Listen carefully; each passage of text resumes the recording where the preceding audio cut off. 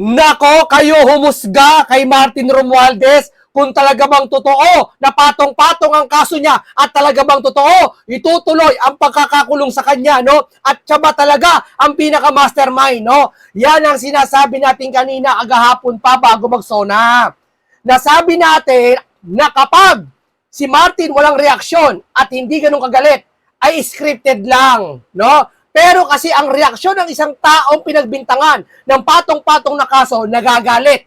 Ha? Talaga nag-aalboroto dahil hindi niya ginawa. Pero kapag tanggap mo yung ginawa sa'yo, sasabihin mo, katarungan na lang bala sa'yo, ibig sabihin, scripted, may plano kayo, no? Pasensya na, yan ang aking pagkakaintindi, no? Pero sige, pagbibigyan natin yan. Chorya ko lang yan, ha? Pero sige, pagbibigyan natin ang sitwasyon ngayon. Total, nasa processing pa naman eh. Igalang natin ang Pangulo at igalang natin ang batas na ayon sa kanilang investigasyon, no? Kasi pero pag wala, ha, isa lang mahalaga nito, itong SONA na ginawa na to, hindi ati alam kung saan patungo. Okay, very good. Maraming nagawa, mga ayuda, iba-iba pa, no? Na hindi naman sapat sa Pilipino yan eh. O pero ito, dito sa flood control issue, ganito nangyari, sige, pagbibigyan natin. Pero sa mga susunod na araw, tignan ko makakasuhan. Kasi pag hindi, nakasuhan to, malinis to, isa lang ibig sabihin, walang mastermind, walang mananagot. Isa lang ibig sabihin, kung absuelto si Martin, sino ang gumawa? Eh di wala. Yung 1 trillion, sino gumawa? Wala. Ha, sabi pa ng Pangulo, malalim na investigasyon. Talaga malalim? Kung malalim na investigasyon, bakit yung mga pinangalanan hindi pinatawag? Kung malalim na investigasyon, bakit yung mga congressman hindi pinatawag? Yung contractor na sinasabi ni Pinky hindi pinatawag kung malalim ang investigasyon. Tama?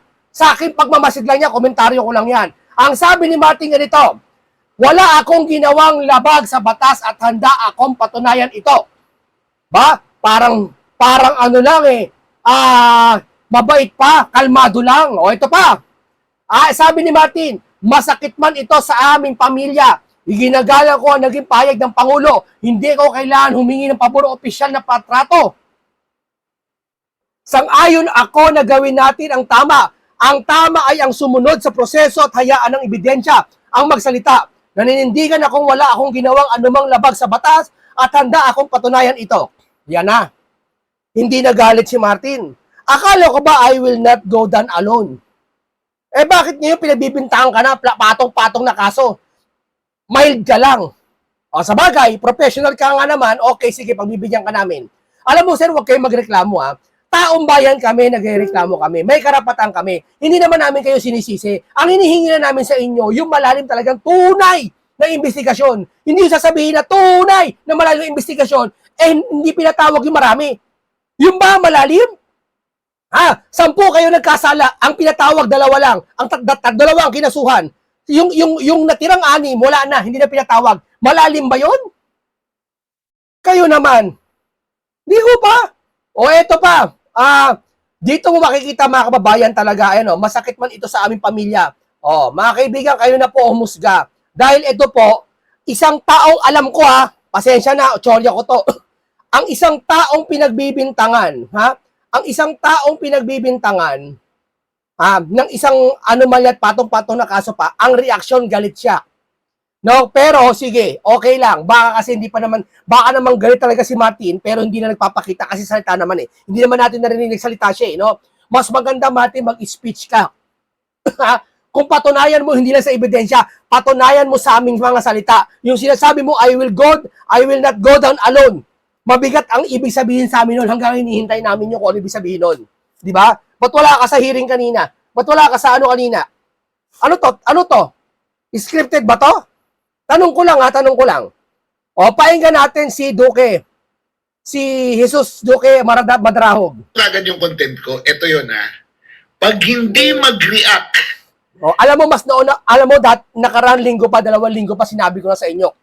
Na kapag ang patandaan din nag-react si Martin, maaaring scripted. Tulad ng sinasabi niya.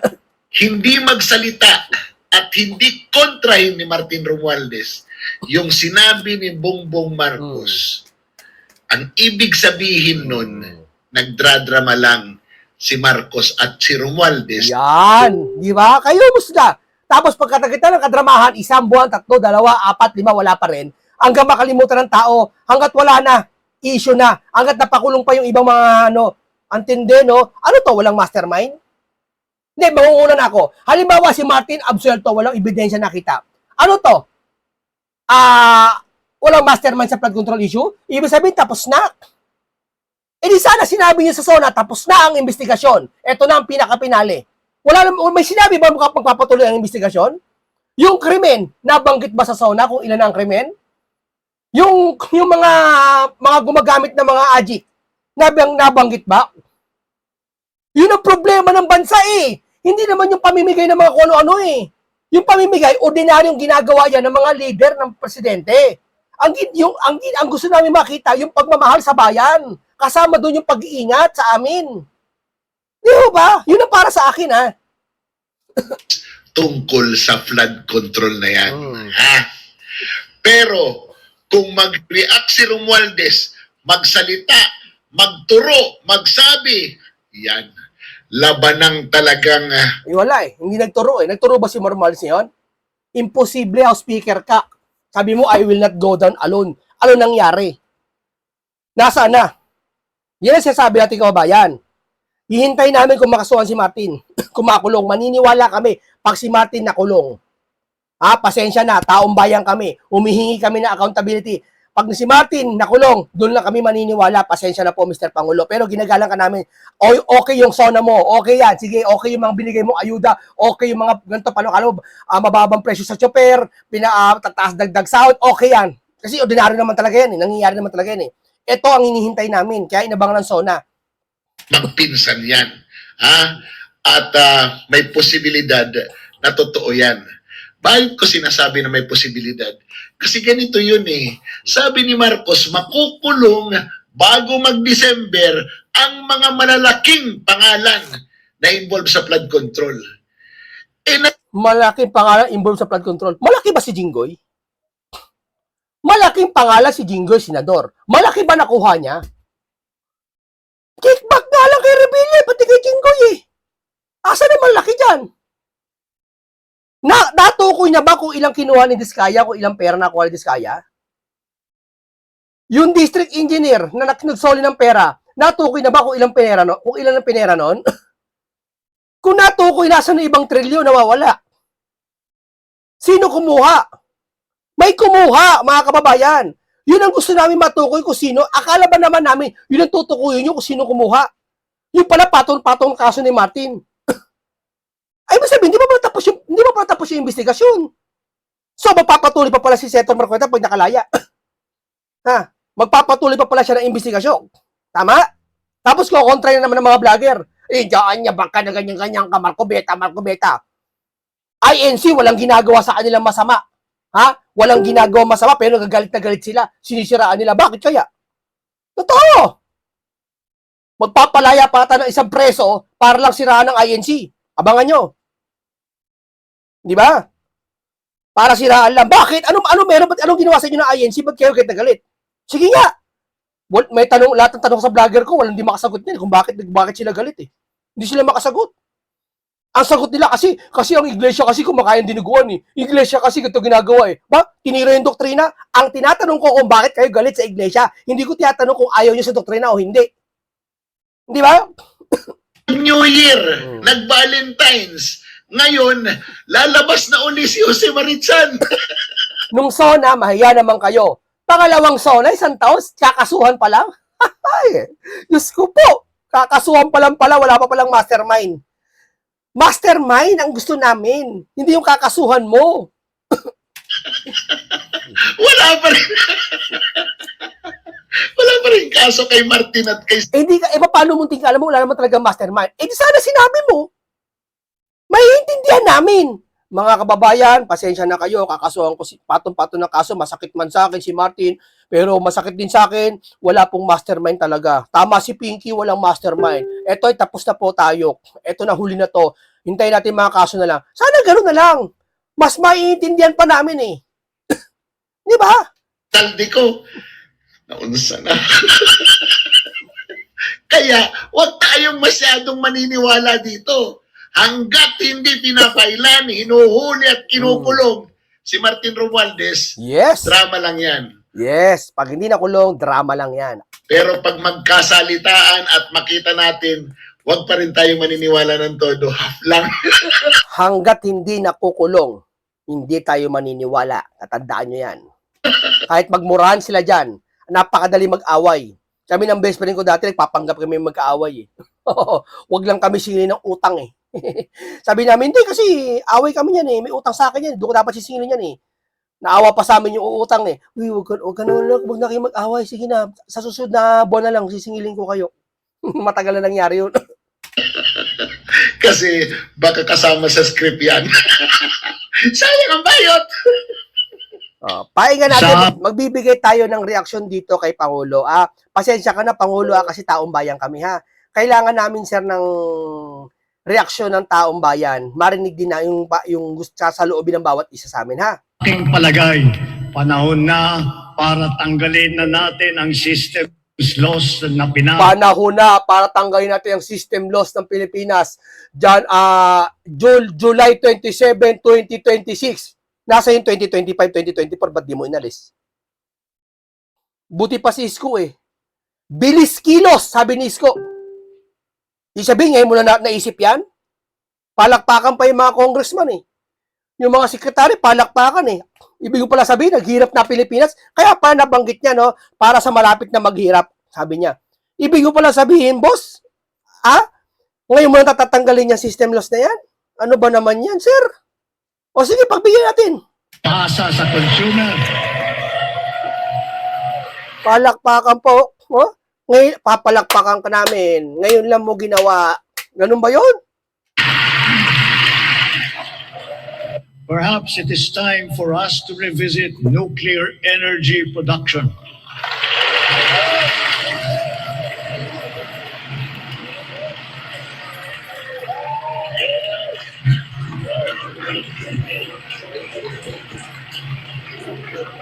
After all, we are already using nuclear energy in the fields of medicine, in agriculture, water filtration, and the upcycling of plastic. We are confident in its capacity to reinforce our energy security. Tagalugi mo dapat, sir, yung mga ganyang bagay para maintindihan ng mga taong na nahihirapan mag-English, mga mahihirap din. Ano ba, sinasadya nyo ba mag-English pag yung mga bagay na gusto nyong maging maganda sa pandinig na nila para pumalakpak lang basta-basta, hindi maintindihan? Tanong ko lang. And to bring down the in our country. Dapat nagsuso nakakatulad ni Pinoy. Si Pinoy, gusto ko si Pinoy eh. Bakit? Alam niyo bakit? Nagtatagalog si Pinoy, purong Tagalog. Kaya talaga yung mga mahihirap, naiintindihan siya. Totoo lang. Oh. Titiyakin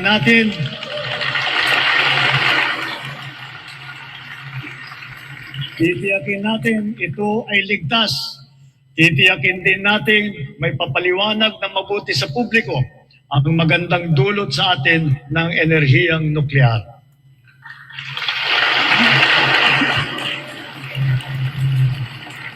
Mga kababayan, sa lahat ng mga ginagawa natin sa sektor ng enerhiya, malinaw din sa pamahalaan ang hinaing ng taong bayan na pababain ang presyo ng kuryente sa bansa.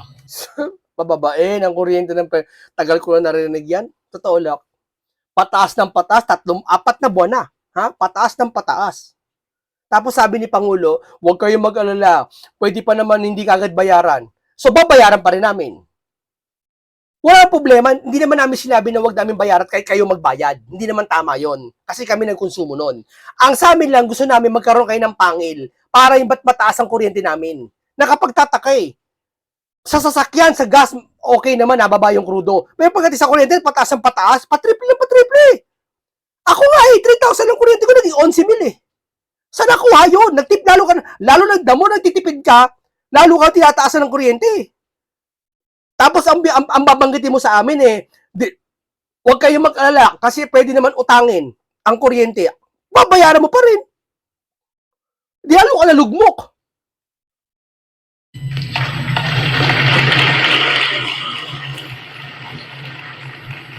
Unang-una, upang maging simple, madali at abot kaya ang pagpapakabit ng solar panel at battery storage system sa kanilang mga bahay, hinihiling ko ang tulong ng Kongreso na maipasa na ang Sariling Kuryente Act. At Sko po. May naramdaman ba kayo lahat? Wala, no? Sa lahat na nangyari ngayong taon to, wala, no? Hirap na hirap pa tayo, no? At kung pagbawas ng presyo ang usapan, sa aking palagay, panahon na para tanggalin na natin ang systems laws na pinapasa Wow! Tanggalin na ang systems laws na ating pinapasa ng mga sa consumer. sa mga consumer. Galing! 2026, July 27. Diyos ko po, 2020, kung ako presidente, unang upo ko, tatanggalin ko kagad yan. Hindi yung kailan matapos na termino ko. At ang mahirap nito, kasasabi pa lang. Ha? Dapat kung kasasabi pa lang, mga 2 buwan may resulta na. Dapat yan 1 buwan lang eh. Pag yan December, wala pa budol dyan. December, ano na? Kung wala January, February, almost ilang buwan na, 1 taon na naman, wala na naman, magsasona na naman, wala yan. Sir, hindi na kami maniniwala. Pero hindi, hintayin natin, bilang respeto. Hintayin natin, baka talaga sa 1 buwan, wala na. Pero dapat 2 buwan, mayroon ng resulta eh. Wala ng system loss eh. Malaking bagay ang system loss ha. Magkano system loss? Ako, system loss ko, 2,000. Sa 1,500 na babayaran mo, ang system loss mo, 400. O, so 1,000 na lang babayaran mo. Malaking bagay, di ba? Sana mangyari, Mr. Pangulo, papalakpakan ka namin. Dahil ngayon pala, papasalamat kami sa iyo, Mr. Pangulo, kung talagang gagawin mo yan. Sana huwag kami mabudol.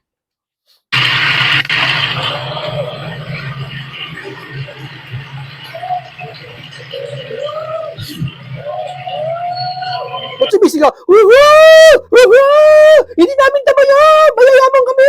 Kuryente namin, sisiw lang! Huwag nga kayo magpano, paibabaw! Ang totoo, nakakaramdam ng hirap sa kuryente yung mga mahihirap sa kamalilitan sahod. Huwag nyo nga kayo paimbabaw dyan. Paimbabaw eh. Yan yung sinasabi ko sa inyo, paimbabaw.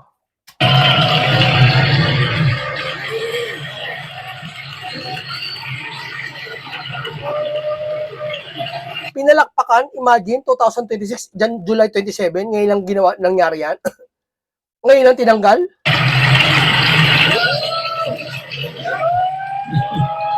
Ba't na pala? Woo! 2 minuto na ho, nakakahuhu. OA na, tama na, OA na yan. Standing ovation po, standing ovation yan, isa-isa tumatayo yan. Nakita niyo yung kapalo, kapaimbabawan ng mga iba dyan? System loss, palakpakan, tumayo lahat. Pinapasa ito sa consumer at kinakangga sa bill na Hindi inasahan ni Marcos na standing ovation yung sasabihin niya system loss. Hindi inaasahan niya yan. Na dyan mag-standing ovation yung mga pinapatungan pa ng value-added tax. Hindi naman kasalanan ng consumer kung bakit nagkaroon ng systems loss. Kaya hindi naman tama na kailangan sila pa ang pagbabayarin dito. Therefore, kailan mo, sir, dapat sinabi ka specific date ka kung kailan effective yan. Kahit man lang tansya-tansya mo. Halimbawa, ngayon July, no? Palagay mo na August na kayo. Simulan mo na ng September. Kailan, sir? By October, November? Sir, magbe-Bermans, sir, tataas ang kuryente, sir. Alam niyo yan, tataas ang kuryente pag be-Bermans. we, the people, we demand for the immediate amendment of the EPIRA. Yeah, sige, tama yan. Immediate mo na. Yung immediate na yan, dapat yan mga October meron na.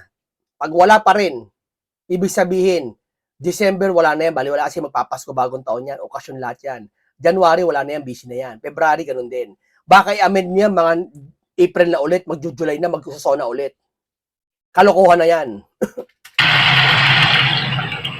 And to prohibit charging systems laws against consumers, including the value-added tax thereon. Okay.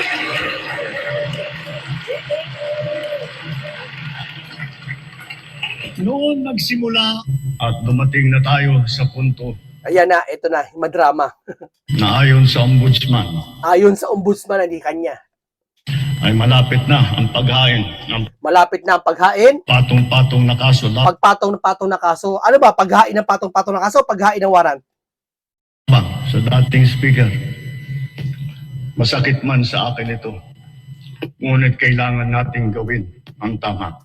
The Diplomatic Corps, Executive Secretary Ralph Recto, and honorable members of the Cabinet, First Lady Luis Araneta Marcos, other distinguished guests, ladies and gentlemen, good afternoon. Mga kababayan ko, naririto ako muli upang tuparin ang ating katungkulan at magbigay ng ulat sa inyo tungkol sa estado ng ating bansa at sa mga ginagawa ng inyong pamahalaan. Isang taon na ang nakalipas mula noong huli akong tumayo rito upang ilantad ang katiwalian na nadiskubre namin sa mga flood control project. Gaya ng aking ipinangako sa inyo, nagsagawa tayo ng malawakan at malalimang investigasyon na walang pagkikiling kahit kanino man.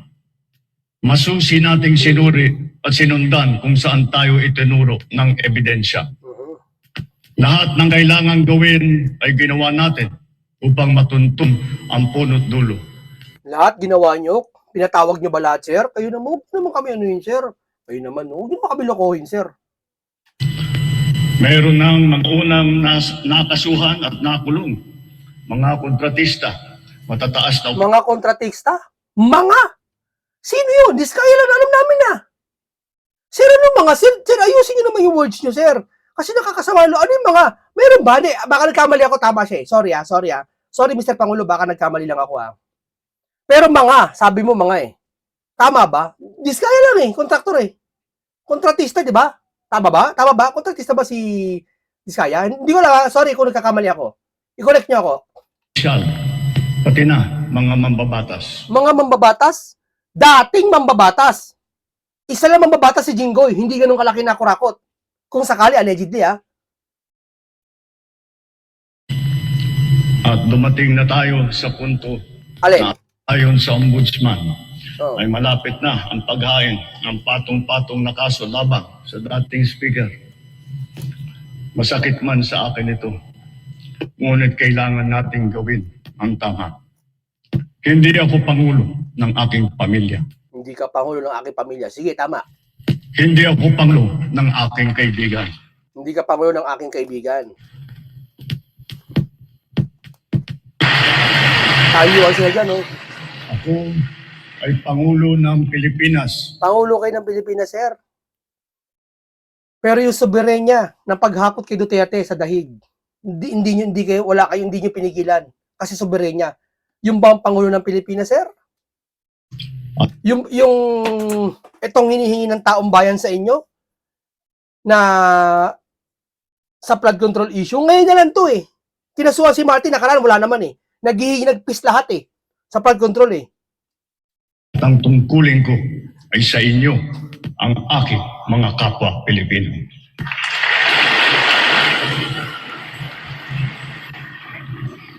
Kaakibat ng mga naisampang mga kaso tiniyak ng inyong pamahalaan na mababawi mula sa nagsabwatan ang nakuha nilang pera ng taong bayan. Paano mababawi, sir?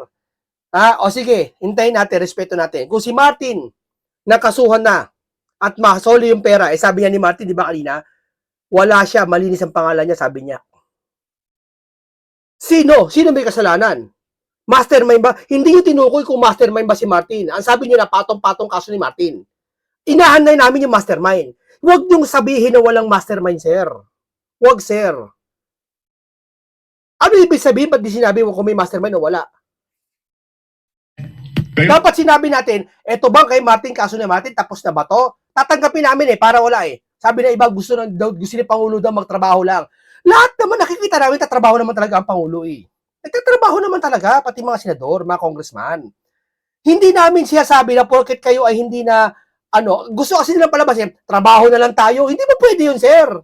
Kailangan habang tatrabaho, nakikita natin yung lahat ng resulta ng kung bakit may kurakot sa Pilipinas, nare-resolve natin. Katulad ko, nagtatrabaho ako sa gobyerno dati.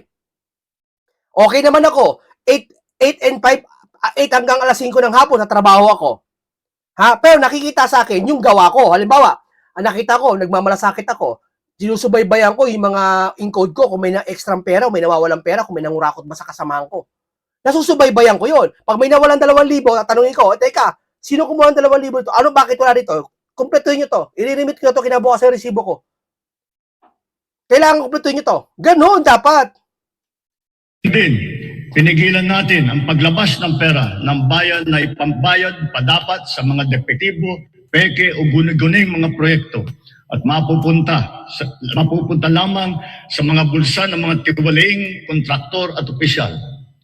Halos 25 bilyong piso ang halaga ng nabawi, frozen at napreserbang mga pera Papalakpak yan. May nasoling pera, papalakpak. Tingnan mo. ari-arian ng mga akusado. Tingnan mo. Napakagrabe, no? Pinalakpakan, no? May nasoling pera ang magnanakaw, pinalakpakan. Grabe. Kaya sa mga susunod na kabanata, kapag may nasoling pera, mapapalakpakan na ulit.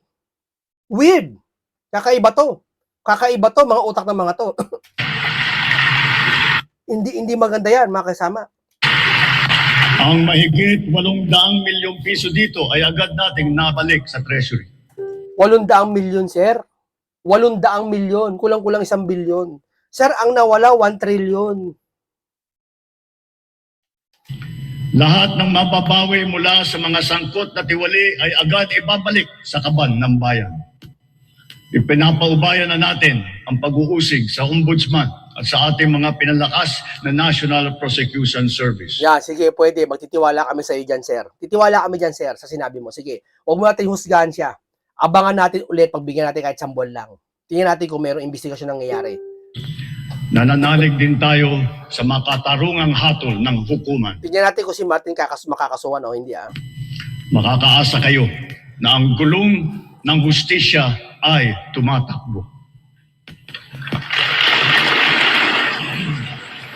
Paniwalang-paniwala yung iba. Sa kabila ng mga kaganapang ito, kailangan natin umusad tungo sa pagbabago. Nakatulong ang lahat ng mga ulat at hinaing ninyo sa isumbong na sa Pangulo. Ang inyong pagbabantay at pakikialam sa pamahalaan ay ang susi sa paglaban sa katiwalian. Ang reforma sa DPWH ay nagsimula na. Nagpasok tayo ng mga bagong graduate kasama ang mga tuwid at maasahang mga job order at contract of service. Bukod sa mga flood control project, lahat ng mga proyekto ay sinuri at tiniyak na talagang kinakailangan at maayos mula sa plano, presyo hanggang pagpapatupad. Para walang overpricing, sinigurado na materyales ay merkado. Bantay sarado ang bawat proyekto at ang nakalaang pondo sa transparency portal, integrity chain at katuwang na ang mga civil society organization. Mula nung tumama sa ating bansa ang epekto ng giyera sa gitnang silangan sa kanyang ikalimang sona. Si Ito po, Atty. pahinga po natin siya. Ayaan mo natin yon. Pero magtiwala, ito para patas. Magtiwala tayo muna kay Pangulo. Pagbigyan natin siya, sige. Pagbigyan natin siya ng mga 2 months, 2 months pa. Matinding palugit yan, ha? 2 months kasi may impeachment, eh. Palipasin natin, sige. Pagbibigyan namin kayo. Pero yung reaction namin, pasensya na. Ito nagiging reaction namin sa inyo. Kasi hindi kami satisfied sa mga sinabi nyo, eh. Una-una, wala mastermind na sinabi. Kung sino. Wag mo na sabihin kung sino mastermind kasi hindi mo naman talaga alam kung sino talaga mastermind, eh. Kung hindi, wala kayong magagawa, kung hindi talaga niya alam, eh. Sabihin mo man lang na talagang mastermind uhulihin namin. Hindi pa pwede walang mastermind to. Lalo na si Martin tumatanggi. Hindi daw siya. So, ibig sabihin, may mastermind. Di ba? Operario, pag-usapan natin yan. At eto na nga tayo sa ikalimang sona ng Pangulo.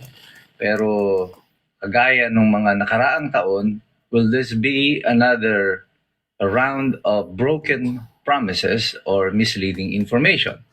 Ano sa tingin ko ang mga i-deliver ng Pangulo sa atin dito? Well, hindi na po ito sikreto. Sinabi ko na noon, yung pagsasampa ng mga kaso, di umano laban kay Romualdez at sa iba pang mga sangkot sa flood control, ay gagawin niyang highlight. At yan ang kanyang magiging pangunahin dito. Na siya ay seryoso sa katiwalian sapagkat sinampahan na ng kaso sa ombudsman si Romualdez. Anong significance ito? Well, Dahil po iyan ay nasa ombudsman pa lang, hindi pa po ito na isampa sa Sandigan Bayan. Dadaan pa po yan sa proseso ng preliminary investigation, marami pang mga ipa-file ng mga pleadings, mga sagot, sila Romualdez. Mahabang proseso pa po yan bago makarating sa Sandigan Bayan, bago ma-issuean siguro ng warrant, kung meron man, itong si Romualdez. Kasi pwede namang sa ombudsman level ay i-dismiss din nila ito, hindi na ituloy later on pagkatapos ng SONA. Noong July 25, sinampahan po ang Iloilo representative si Jojo Ang ng kaso ng katiwalian. Pero ito po ay hindi plunder. Ang isinampa po ay graft, anti-graft lang po. And therefore, ito po ay bailable. Pero siguradong i-highlight nila yan. At babanggitin din, presumably, yung mga kaso nila Marcoleta at saka nila Defensor na ngayon ay nakakulong, sina Jingoy Estrada, si Ramon Revilla Jr. At yun ang bahagi ng paglalatag niya. Di bali ng obvious na mas marami ang nasa oposisyon na naikulong kaysa sa mga miyembro ng administrasyon. Ang naging bahagi lang ng administrasyon dito would be si Ramon Revilla kasi tumakbo siyang senador sa ilalim ng ticket nila. Although siya ay natalo. At ito na yung larawan na ipapakita niya sa atin na seryoso siya sa kanyang kampanya laban sa graft and corruption. Well, of course, nasa sa inyo na yan kung maniniwala kayo dito. Ikalawang ipupunto niya dito ay yung supposed economic gains that he has obtained or attained in his administration. Dahil naabot natin yung upper middle income class category ng sineset ng World Bank. Ang babaw ng SONA ngayon, no? Ang naging highlights lang yung standing ovation yung yung system laws tatanggalin. At abangan natin kung kailan tatanggalin. Abangan natin. Malaking bagay kasi pagtanggal yan Malaking bagay. Lalo mga kumukonsumo ng 5,000 pataas. Ang laki ng system loss, mga 2,000. Kalahati mababawa sa kuryente. Abangan natin. Kung totoo yan. Sasabihin niya, ito ay patunay na umuunlad ang ating mga buhay. Pero sa totoo, sinabi ko na sa inyo nun, wala namang kinalaman ito sa actual na sweldo ninyo. Kasi yan ay ang formula dyan ay pinagsama-sama yung income na pumasok sa Pilipinas, kasama yung sa mga OFW, kasama yung sa malalaking kumpanya, and then i-divide yan sa bilang ng ating populasyon. And then you come up with the GNI, Gross National Income. At ibig sabihin yan ay higit $4,000 na nga talaga ang tinatanggap ninyo. Kinumpute ko na po sa inyo yan. Marami po sa atin na mga Pilipino ay nandun pa rin sa antas na sinasabi ng ating Pangulong mahirap at malapit nang maging mahirap. Baka po kasama tayo po dyan. So there is no real... Kawawa, no? Alam niya maghihirap at dun sa malapit na maghirap. Hindi salita ng isang Pangulo yan para sa akin. Dapat di mo na sinasabi yan, ginagawa mo na lang. Economic gain that he can report, except ito lang, at sasabihin niya, kukumbinsin niya tayo na hindi tayo mahirap. Kailangan pilitin natin ating mga sarili na maunlad tayo. Nasa upper Tama, dapat positive lagi tayo. income Positive ang isip. na tayong lahat. At yan ang isasaksak sa ating mga lalamunan sa hapon na ito. Sasabihin din sa atin na payapa ang Pilipinas. Kasi ito ang sabi ng Payapa ng Pilipinas. Hindi niya nabanggit yata yung mga kriminal na yan Kaya payapa ba? Hindi payapa ngayon. Kukumpara na naman. Kumpara kay Duterte. Huwag kayo bang kukumpara. Ngayon ang sasabanggitin ngayon.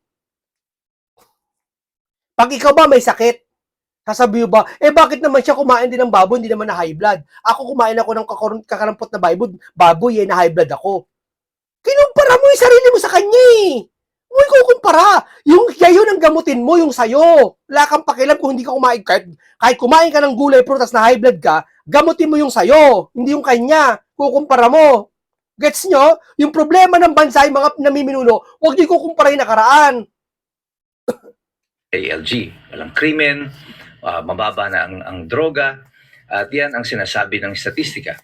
Di bali ng araw-araw nakikita natin may mga pinapatay, may insidente ng droga dito sa ating lugar. Nung isang araw lamang ay binaril ang aking kaklase sa kapatid ng aking kaklase nung high school, na isang doktor, nagmumotorsiklo lang, binaril ng mga nasa kotse. The weeks, 2 weeks before that, a week before that, meron pong mga may pinatay naman doon sa Dinalupihan, Bataan, babae, sinakal. Sa lugar namin, maniwala kayo, wala pa isang buwan, 8 ang ginugi. Sipin mo yan, hindi nababalita yan. Maraming hindi nababalita na kasi mga ano lang yan, hindi naman natutukan kagad ng camera eh. Maraming nangyari hindi nabalita. Meron naman malapit sa amin, ninakawan napakarami. Ginugi rin yung isang katulong nila. Di ba? Hindi nabalita yan. At pinagnakawan. So yung mga insidente na ganito, ito ang patunay ng DILG na payapa ang ating lipunan. Bantayan yung rally, masipag. Pero bantayan yung mga kriminal na gagawa, wala. At isasaksak ulit sa ating mga lalamunan yan at sasabihin na maniwala kayo, payapa tayo kahit nakitang-kita natin na hindi ito totoo. At ikukwento rin sa atin na mayroong major investment na dadating sa atin sa pamamagitan nitong Pax Silica at ito daw magdadala sa atin ng karagdagang na income at yaman at uunlad ng Pilipinas dahil dito. Well, na-discuss ko na po ito nung nakarang araw na yung Pax Silica doesn't necessarily translate to development because it will come at a very high cost para sa ating lahat. And kung totoong ito ay nagdadala ng development, why bring it here in the Philippines? Bakit hindi na lang sa Estados Unidos? Kasi gusto naman ng Amerika yung pulisiya ng America First. Doon sa mga kondisyon na gusto nila sa Pax Silica ay kailangan ang masusunod dito ay ang batas ng Amerika at hindi ng Pilipinas para itong isang independent na military base kagaya nung panahon nung meron pang mga andito pa sa atin yung Clark Airfield ng Amerika at saka ng Subic. Ganun ang mangyayari dito sa sistema na ito. Maganda ba yan sa Pilipinas? Tingin ko hindi. Masyado tayong maraming isusuko in terms of natural resources, yung perwisyo sa ating kalikasan at sa ating lipunan versus doon sa actual income na papasok sa ating Pilipinas. But this administration will load it at ibebenta nila sa atin na ito yung susi sa ating kaunlaran. Tingin ko magkakaroon din ng mga papahapyaw tungkol dito sa impeachment at i-highlight niya na wala nga eh. Meron ba? Siyang kinalaman dito at itong proseso na to. Wala daw kinalaman sa impeachment. Mariosep naman kayo. Alam mo, pag ikaw presidente, hindi bagay na sabihin mo wala kang kinalaman sa impeachment. Unang-una, ganito lang What if kung totoo si Sara nagnakaw? What if kung talagang death threat yung kanya? At ikaw pa yung dinetret niya, Pangulo. Hindi ka ba kikilo sasabihin mo sa amin wala akong kinalaman sa impeachment? Sasama loob namin. Correct? Sasama loob namin. Na iniisip namin presidente dapat mangialam dyan. Lalo-lalo na ang pinagbantaan presidente. At pangalawa, yung lustay ng pera, taong bayan. Magtatampo kami pag sinabi ng presidente wala akong kinalaman dyan. Magagalit kami. Bakit wala kang kinalaman dyan? Dapat na may kinalaman ka dyan kasi gusto namin ma-impeach yan. Halimbawa lang kung talaga si Sara, mayroon totoo Halimbawa lang to, hindi ko sabihin si Sara gusto ko ma-impeach Halimbawa lang to kung sakali si Sara patunayang mali. Gets nyo? Dapat mas mas mapag narinig ko siya Walang kinalaman ng Pangulo. Ha? Ano walang kinalaman? Dapat may kinalaman ka dyan. Kasi Pangulo ka. Lalo na pinagbabantaan siya. At yung lustay na pera, nasabi, kailangan mapanagot, di ba? Kailangan alam ng presidente yan. Pag sinabi mo wala kang kinalaman dyan, di wala kang pakialam dyan. So, ibig sabihin, kahit lustayin pala ni Sara, paano kung si Sara nakalusot? Hindi ko sabi si Sara na siya nagnakaw talaga. Halimbawa, ito pinagpalagay natin talaga si Sara nakapagnakaw. What if kung nakapagnakaw talaga si Sara nakalusot, hindi siya na-impeach? Sino babalikan namin? Ikaw kasi, Mr. Pangulo, hindi ka nangilam Dapat nangilam ka para maipis yung tao na patunayan na nanguha ng pera. Di ba ganun yon? Nagets niyo ako? Hindi ko sinasabi si Sara Kurakot ha. Walang ganyan. Halimbawa lang yun. Ay proseso ng demokrasya at kailangan nating respetuhin ito. At magkakaroon ng pahapyaw dito tungkol sa kaguluhan sa politika, destabilizers na sinasabi. And there will be some brush off, yung pahapyaw na pagsasabi Hindi niya tungkol papya, hindi na papasiil sa mga kalaban. Sino kalaban? Walang kalaban, sir. Ang kalaban yung iba, gusto ka pag-resignin. Pero yung iba, karamihan, hindi naman kalaban. Pinupuna lang yung mga kakulangan nyo. Di ba? Kaso sa mga vlogger, isa lang hatol. Pag yung namumuna ng kamalian nila at yung iba pinag-resign si Pangulo, isa hatol nila, mga DDS daw lahat yun. Hindi ganon. Okay, maraming salamat sa iyo, Mike Operario. Salamat sa iyo. At dito, maraming salamat, Mr. Pangulo. Kahit paano, nakapagsona ka na matiwasay, walang gulo nangyari. Salamat sa iyo sa mga pagbubunyag mo rin. Maraming salamat pa rin. Nag-react lang kami sa iyo sa mga sinabi mo na dapat ito sana mangyari at hindi yon. Ha? Okay, maraming salamat at ito ay isang komentaryong punong-puno ng kaalaman at karunungan at isang makabuluhan talakay naman ang aking sinagserbisyo sa inyo. Ingat lagi. Senator Dante Marcoleta, malapit na yan. Hintayin nyo na lang. At itong mga to, si Martin Romualdez, nagsalita na. Paalam sa inyong lahat.